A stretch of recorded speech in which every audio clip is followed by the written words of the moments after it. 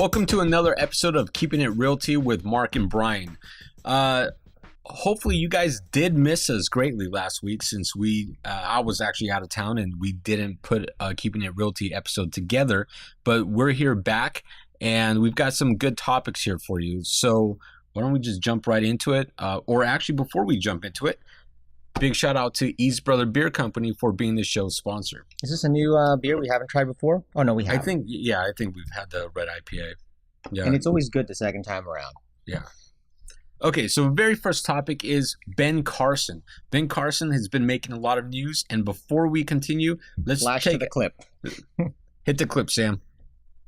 I'd also like you to get back to me, if you don't mind, to explain the disparity in Reo rates. Do you know what an Reo is? An Oreo? No, not an Oreo. An REO. REO. Real estate? What's the O stand for? E organization? Owned. Real estate owned. That's what happens when a property goes to foreclosure. We call it an REO. Mm-hmm. And FHA loans have much higher REOs. That is, they go to foreclosure rather than to loss mitigation or to non-foreclosure alternatives like short sales than comparable loans at the GSEs. Okay, so as you can see, there's a lot of big confusion between Oreos and Oreo cookies. Yes. And I guess I can see this mistake happening from many different people in this nation. However, the person in charge of HUD should not be confused by this. Right. And just to make it clear, even the lady who was commenting and asking him about REOs kind of gave a wrong definition. She basically said that REOs are properties that are foreclosed when the actual acronym itself simply means real estate owned. So Marc might have an REO of his properties or portfolio. I have an REO list of my own portfolio of properties that I own. That's all it means, real estate owned. But with respect to HUD, it's the properties that they own because they foreclosed on. Yeah, and to give a little context on where the who's the senator that was interviewing? You know, I missed her name, but she was basically asking Ben Carson, who's supposed to be responsible for HUD and all of these different aspects, questions pertaining to HUD, how to make it more efficient, and she's simply asked about the inventory that has currently been foreclosed on. Now, of course, if it's been foreclosed on, then that would imply that something wrong went with the underwriting because they didn't properly vet the borrowers, and so it came back into the it had to be essentially bought back after the loan defaulted. And we're going to see a lot of this type of scrutiny because after what happened 10 years ago with the financial crash, well, now a lot of people are going to be scared if they see foreclosures even tick up a little bit, even though it's also normal in some markets to see a spike in foreclosures, just like anything else. So there is a certain percentage that will naturally happen for whatever economic any type reason. of business model. You have some level of underwriting that is something similar to a vacancy factor. And so again, they have a default rate, and so they expect to take properties back in foreclosure. So they're asking Ben about this, and you could clearly see in his expression, he had no idea what he was talking about. She even asked him to identify what REO meant, and he said real estate organization. Right, real estate organization. And so so now here's the other thing, is that at first glance, it's real easy to look at Ben Carson and just think, what a buffoon, he's an idiot.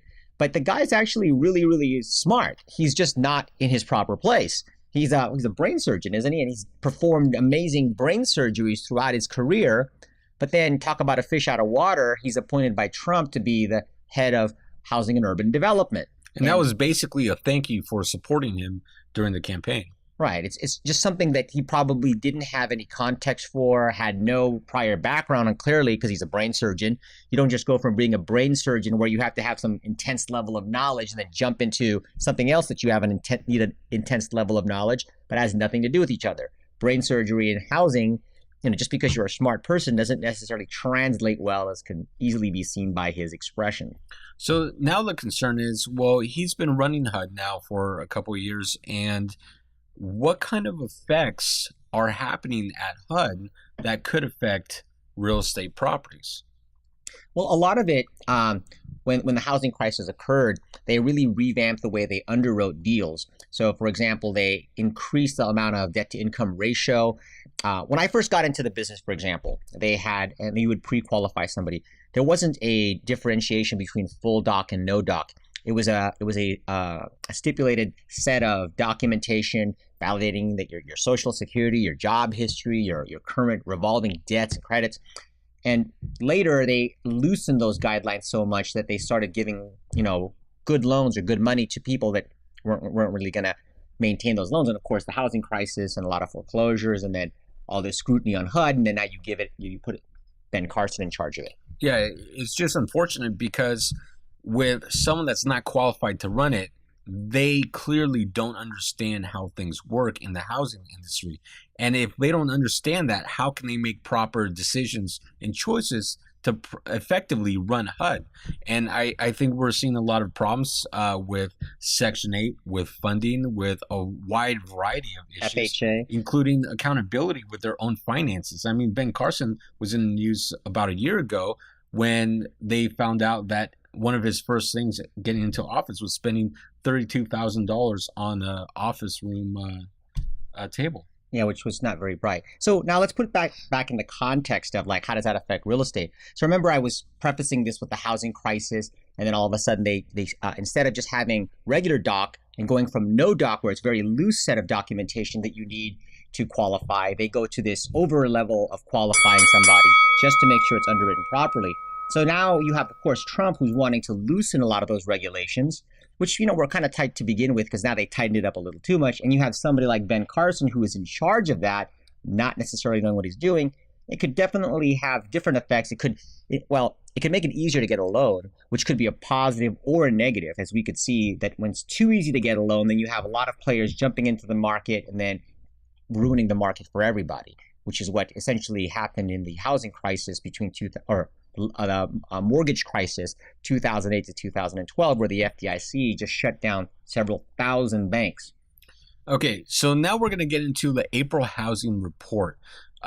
So every single month, California Association of Realtors releases their housing report, and it's very. I love reading these reports. I love taking a look at them and understanding what's going on with the housing market. So for any housing geeks out there, go to car.org and look at their housing reports. They make a lot of information public out there. So the two key takeaways here, if we just look at statewide median home price, it was at $602,000, which is up 6.5% from March and up 3.2% from April of 2018, so a year ago.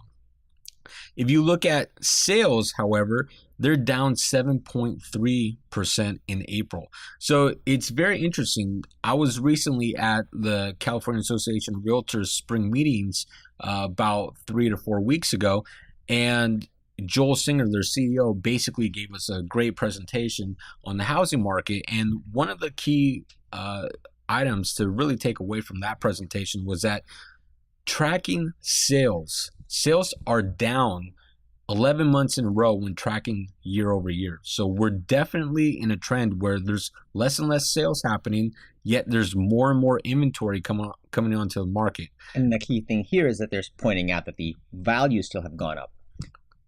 Yeah. So you still have competition in California. People still want to live here.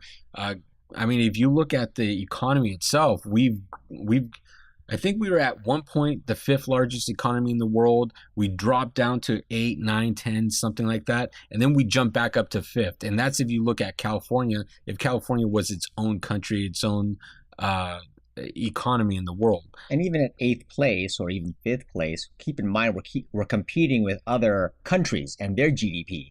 And when they're doing those statistics, so it's pretty phenomenal that we're just a state and we're the 5th or sometimes the 8th largest economy in the world. Yeah. So when you look at this information, basically, what does it really tell you? So if you're a home buyer, what it tells you is that there's going to be more properties to look at. So you're going to have more options to look at. You may not have to be competing as much with other buyers for the same property. Usually in a market like this, the very nice properties, the highly remodeled, updated properties, well-staged, well-marketed properties are going to sell first and sell for maybe even get multiple offers and sell above asking. But then you're going to have the big chunk of properties that may not be as upgraded. The marketing may not be as good. There might be certain circumstances that kind of push away certain buyers from that property, well, those are going to be the prime properties to buy, where you can get some pretty good discounts compared to top market rate.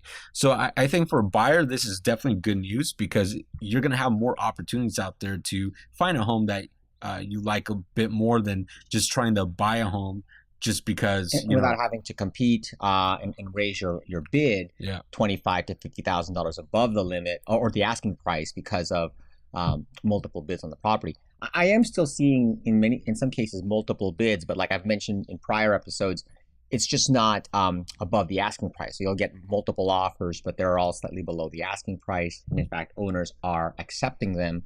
I just did a quick market evaluation for somebody on a single family this last weekend, and 18 months ago, her property would have been worth $540,000, but then now it's only worth about $500,000 because there's several identical models pending that started asking $500,000. So they have actually been dropping in that case, which is contradictory to this price going up here. But again, that's a sign of the fact that properties are taking longer in the market. People are taking price concessions. When I looked a little closer at this, I was thinking, what is causing the value to go up? You got to keep in mind that it's a average for California. So you'll have these occasional not occasional, but several properties in the multi-million-dollar range that'll also trade hands. And then also an influx of newer products coming onto the market that's asking at a higher price. It's also even skewing the average up a little bit. And these new properties are built to 2018, 2019 standards. And so the cost of building them has gone up to meet a certain LEED requirements. So there's all kinds of possible factors why it's supposedly slowing down, but the prices are still inching up. Yeah. Now, if you're a seller, though, if you decide you want to sell your property, I think based on the current trends, I think now would be the good time to sell instead of waiting another year. Okay, next topic is, who should we be angry at? We keep going back to the housing crisis. Rents are super high. The cost of housing is super high. Can we get a Hulk emoji in that somewhere? Yeah, Sam, that's your job. Hulk emoji. Who should we be angry at? And everyone's angry at somebody. And so we're going to take break this down a little bit. I mean, you have NIMBYs, the not in my backyard people, that are completely upset with anyone who tries to develop properties. In fact, there was a survey done a couple months ago where people in California were asked, who are you most upset at with the current housing market and the crisis? And surprisingly, developers were number one on the list, which is crazy because we got a negative comment on about one of the SB 50 topics that we did on the show. Yeah, any comments? Good for developers, bad for everybody else. But that's not actually necessarily true. Yeah, developers want to develop. That's how they make their money. Mm-hmm. If they cannot develop, guess what? They're not making any money. So they want to develop. So I think there's just a lot of misunderstanding out there. And then, of course, we have Senate Bill 50. This one was going through the legislature.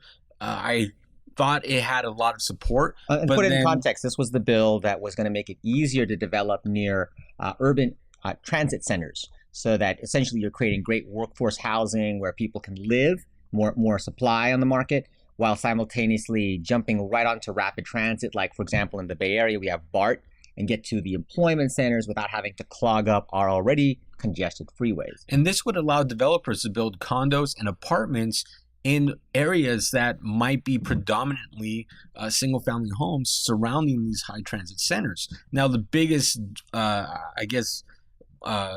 fight against it was that it was going to lower the cost or lower the values of single-family homes. Well, you know what? Maybe. There's also other studies that show it may not.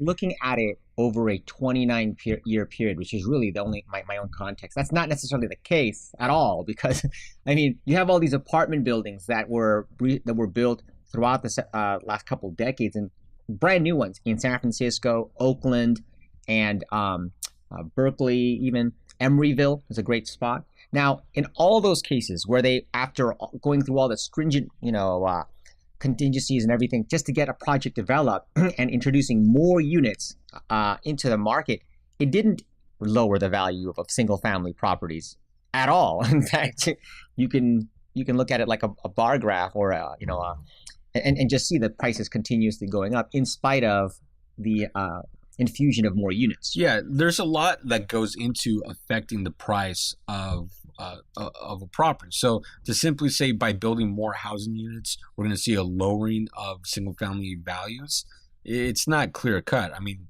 again, maybe, but there's a lot of other factors. And if we look at, like what Brian said, some prior developments around single family properties, the single family properties actually went up in value too because of the demand that's here in California. It turned the area into a hip area so that people wanted to live there because restaurants and other types of amenities would come into the neighborhood, making it easier where you can walk down the street, grab a coffee, grab a nice meal, get groceries, without having to drive long distances from one location to the other, which is typically the suburban culture. You get a car, 2-car garage, drive to the city, buy stuff, and congest the freeways. Yeah, so SB 50 would have essentially prevented cities from stopping these type of developments in these areas.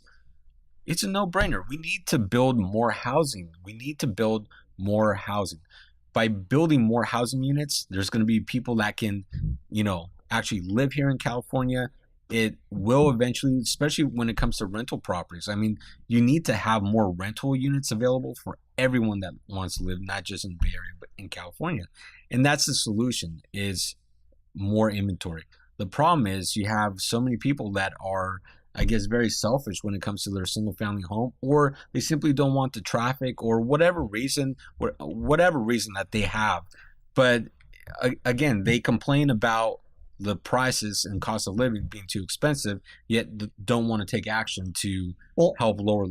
In my personal experience, a lot of the individuals who will come up during design review committees, during planning sessions, are usually neighbors. And if you look at them, because I like to do this, I'll look up who they are and everything. They usually have a lot of time on their hands, and so they have the time to think about how this project might negatively impact them, and have the time to sit down and slow things down.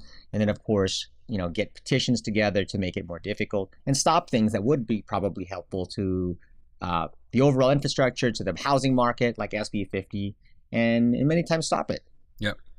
Okay, so our final topic here is Section 8 discrimination.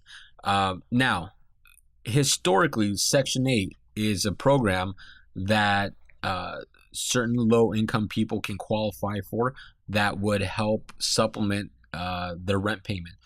Basically give them rental assistance. So for example, if rent payment is $1,600, Section 8 may cover half. I've seen some cases where Section 8 covers the majority of that rent.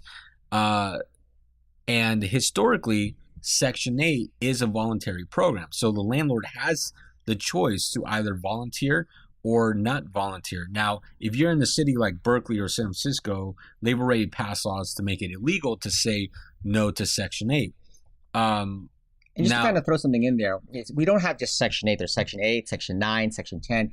Essentially, there's very low income housing. There's medium income housing where you have a similar subsidy for dental hygienists and school teachers wanting to live in expensive areas that are urban infill, or even seniors, right? You'll see senior housing. So this subsidized housing, it's not just for Section 8, but it's all these various levels of subsidized housing, from very low income to medium income to senior housing that we're talking about. Yeah, so there's a bill, Senate Bill 329 Mitchell, which would essentially make accepting Section 8 mandatory.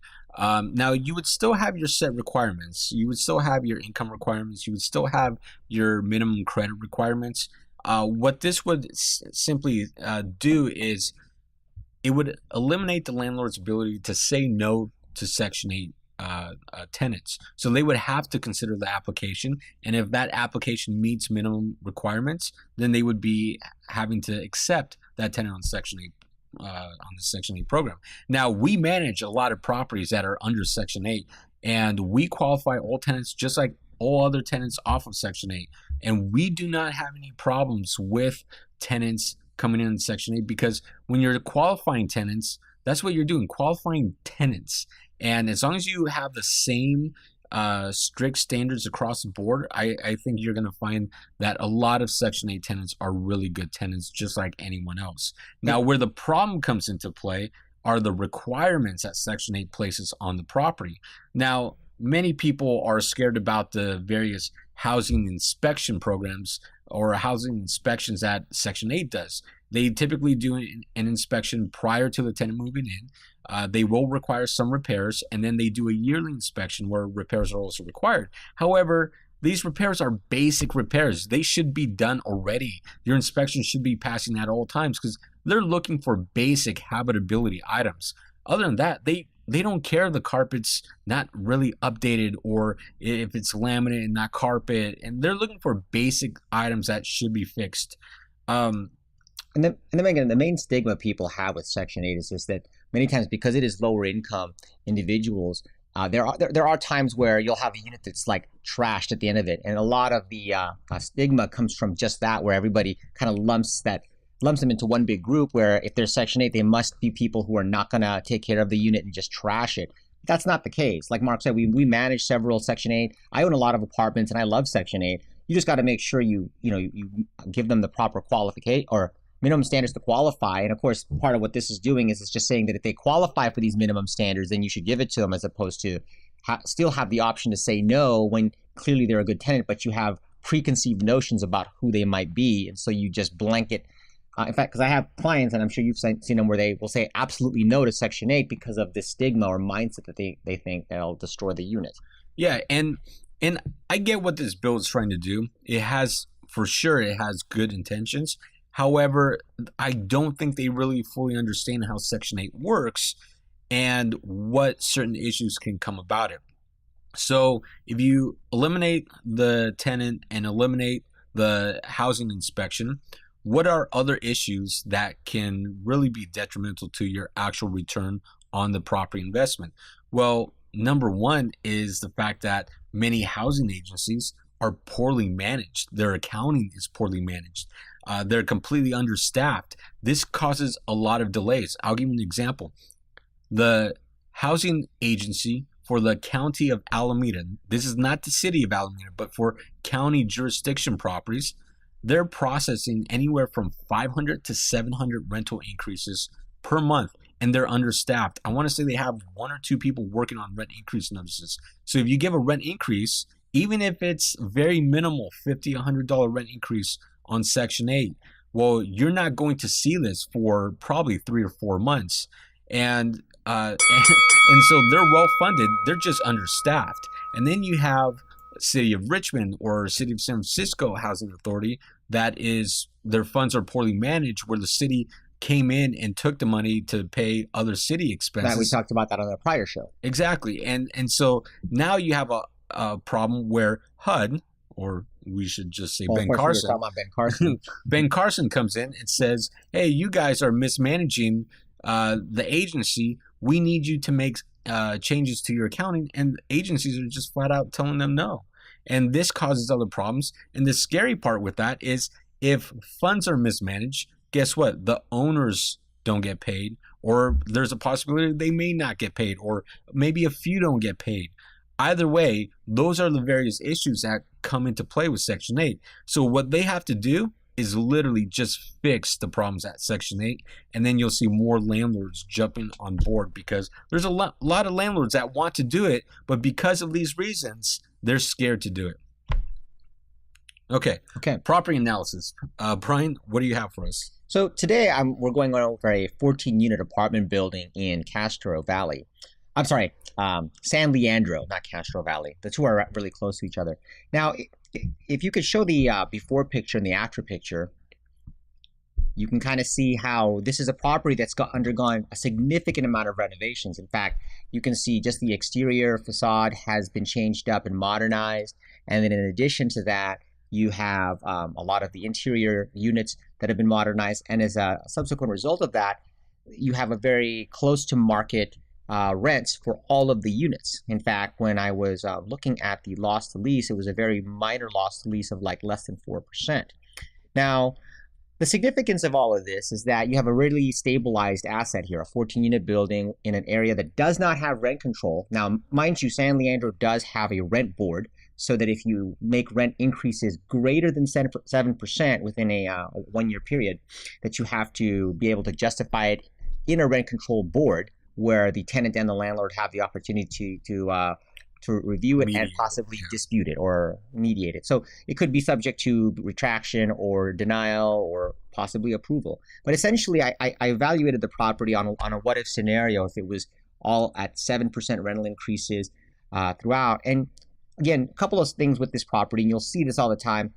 In some markets, when you're looking at properties, say like in Richmond or San Pablo, investors will want to come into that starting at a close to 6% cap rate.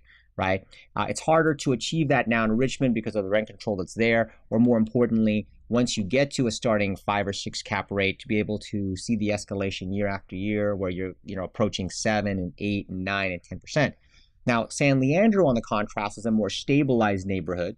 Not to mention, this particular property has just undergone renovations, and they are already very close to market rent. And so this property was advertised. By the way, it's an off-market property when I was analyzing it, and I just noticed today it had just hit the market. It was advertised as a 5.3 cap. I ran the numbers with using my own expenses. I noticed, in fact, I was emailing the broker on it, who is a friend of mine. We've closed a bunch of other transactions. He didn't include a property management fee, so I included the property management fee in there when I did my underwriting. There were some other expenses he put in there that was he called miscellaneous, that wasn't exactly what wasn't enough to equal a property management fee. But once you add these different numbers in there and you run the building at approximately a 31% operating expense, then you're starting at about a 5.14 cap. With a 30% down, you still have a pretty healthy debt service coverage ratio of 1.24. That means that if you have a proposed mortgage, which is just principal and interest, that the net operating income in this case is 124% greater than that proposed mortgage. So simple numbers, you have a $10,000 principal and interest mortgage, you have a $12,400 net operating income. So it's 1.24 or 124% greater than the debt. So essentially, you always start out with the cash flow. The cash flow I was getting on it was $51,000, whereas the advertised cash flow was closer to $77,000. When you take the cash flow and the principal reduction into consideration, you have a taxable event of $110,000, which on the acquisition price. Because again, the property is asking $5.1 million. So when you weigh it against just the net operating income, you're starting at that 5.14 cap as opposed to a 5.3 cap. But when you look at the power of leverage, meaning you put 30% down, you finance the difference, you pay a principal and interest payment, and then you take into consideration paying down the debt, adding it to your cash flow of $51,000, you have roughly $110,000 of taxable income, but $148,000 straight line depreciation. So even though you might be taxed on $110,000 of income a year after paying all expenses, including a mortgage, getting a cash flow, and paying the principal down, you are making a 6.72% ROI and have a $148,000 straight line depreciation on a $5.1 million cost basis. So meaning you don't have to pay tax on the $110,000. Check with your specific tax bracket and the amount of depreciation you can take, whether you're gainfully employed or self-employed, and or can take the full deduction of depreciation if you can justify the amount of time that you spend in managing your own properties or managing the managers who manage your properties. So looking at it overall, I like the property. It's a good investment. It's very stable. It's been modernized. That means that you have a pretty good honeymoon period while you're going in there. Even though we're underwriting all of this with a capital improvement reserve of roughly $3,500 a year. So for example, in 3 years, you will have gotten roughly a little over $10,000 and so forth in reserved money for big capital improvements like a new roof, as opposed to the fact, whereas this particular property wouldn't necessarily have it, having undergone extensive renovations. And then as you track the property overall, you're not seeing the humongous increases in capital or in cap rate. In fact, by year 3, you're just roughly at a 6.14 cap and approaching a 6.69 cap by year 3, year 4.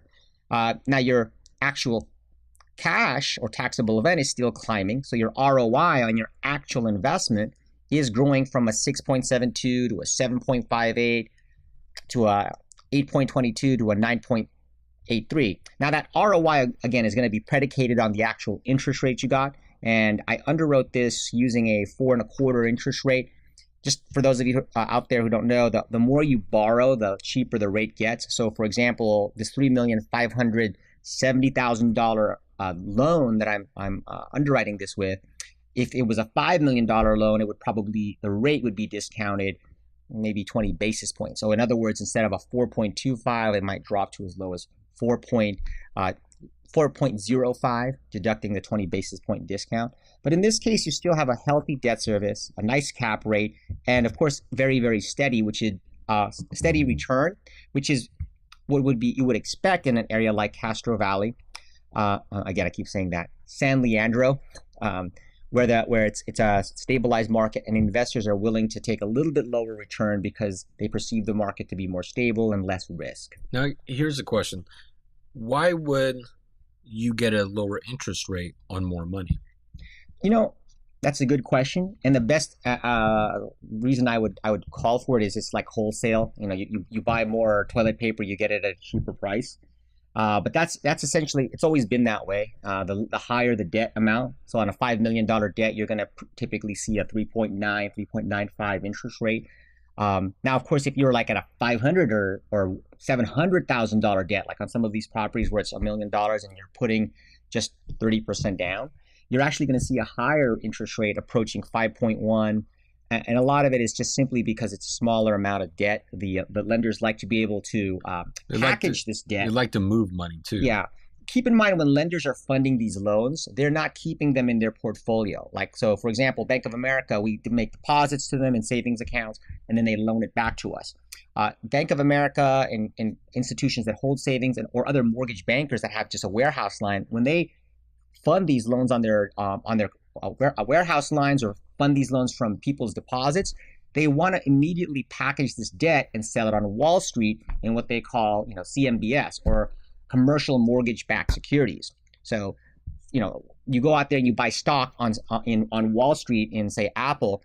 In Apple, you buy stock in them because of the widgets that they make and the profits that they supposedly make after expenses. Well, the same exact thing occurs when you take loan amounts with all these various returns from the interest rates that they yield, package them into one big lump sum, and then sell off the individual stocks and call that security. And that's what a CMBS is. So long story short, they have larger chunks of money and then it's a lot easier to have a return on it as opposed to a CMBS package with all these multiple like $500,000 loans and $1 million loans. When they're packaging this debt and they put two $5 million loans together or three $5 million loans together to make a $15 million CMBS, then it's a lot easier to track that return.